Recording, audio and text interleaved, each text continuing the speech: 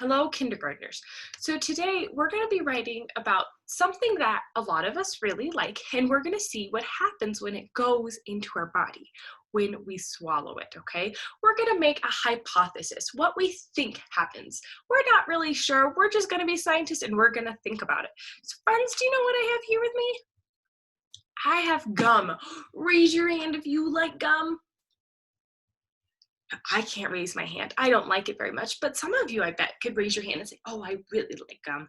It can be really, really fun to use. It's fun to chew. There's different flavors. Sometimes we can make bubbles with it. It's really exciting. But kinders, what do we do when we're done with our gum? What do you guys do? Do you maybe throw it in the trash can? Do you put it back in the wrapper and throw it away? Or sometimes do you swallow it? Now, swallowing it isn't very good for our belly. And I want us to think today, what happens when we swallow gum? Let's take a few seconds to just really think, what do you think happens when we swallow gum?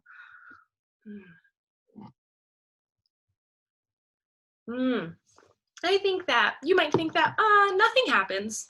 It's just like all of the other food that we eat.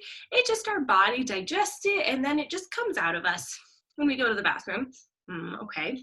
Some people might think it gets sticky inside of our belly because it's so sticky in our mouth, right? Some friends might think that bubbles happen on our belly because just like when we blow bubbles with gum, some friends might think that it stays in there forever. So think, what do you think happens to gum when we swallow it? Okay, so friends, we're gonna write about that today. So remember, we all write a little differently.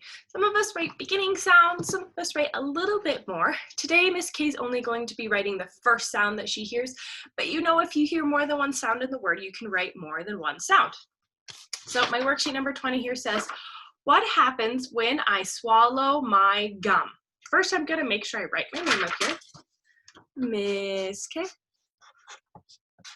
Now we know that we use pencil. I'm gonna use markers so you can see it a little bit better, but I'm gonna ask that you friends make sure that you are using pencil. So I said, I think when you swallow gum, I think that it gets sticky in your belly, okay? So again, this says, what happens when I swallow my gum? I'm gonna say, I think, let's start with that, okay? We could all probably write that, I think, because we don't know, we're just making a hypothesis. We're just taking a guess really what this means. So you know what, iguana, okay. I think.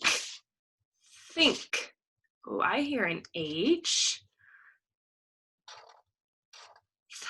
Ink, think. Oh, you might hear a K. You might hear some other sounds too. And if you hear those other sounds, you're welcome to pause this video and you can write those other sounds that you hear. I think, what do you think? I think, Miss K says it gets stuck to our belly. I think it.